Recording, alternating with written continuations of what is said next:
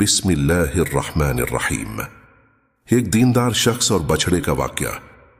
बनी इस्राइल में एक नेक और दीनदार आदमी रहता था जिसने गाय का एक बछड़ा पाल रखा था। उस आदमी के एक कम उम्र का लड़का था। जब उस आदमी के मरने का वक्त करीब हुआ तो उसने कहा कि इलाही, मैं इस बच्चे की अमानत यह बछड़ा तेरे हवाले करता हूं। जब वह लड़का बड़ा हुआ तो बाप की तरह वह भी अल्लाह की इबादत में लगा रहा।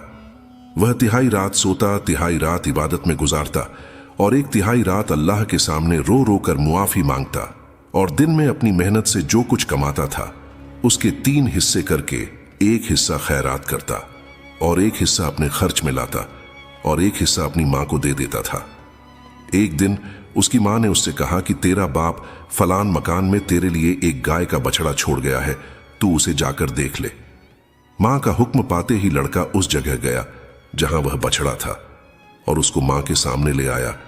तो उसको मां ने कहा कि तू इसको बाजार में ले जाकर 3 दिरहम में बेच दे, मगर इससे कम और ज्यादा में ना बेचना। जब वह लड़का बाजार लेकर गया तो उससे बादशाह ने कहा कि अपनी मां की इजाजत के बगैर 6 दिरहम में बेच दे। लड़के ने कहा कि मां की इजाजत के बगैर मैं ऐसा नहीं कर सकता। लिहाजा लड़के ने वापस आकर मां से सारा हाल बयान कर दिया। तो मां ने कहा कि वह बादशाह है, इसलिए उससे बछड़े के बेचने की इजाजत दे दे। बादशाह ने कहा कि अभी ठहर जा, तेरे इस बछड़े को हजरत मूसा अलैहिस्सलाम खरीदेंगे और उसकी खाल में जितना सोना आ सकेगा उसकी कीमत देंगे। गरज इसी तरह हुआ। उस लड़के ने अपनी मां के साथ जो नेक सलूक किया था और मकतूल के बयान की गरज से अल्लाह ताला ने बछड़े को जिब्ह करना जरूरी कर दिया था, क्योंकि बनी इस्राइल मरने के बाद उसको दोबारा जिंदा किए जाने के कायल न थे।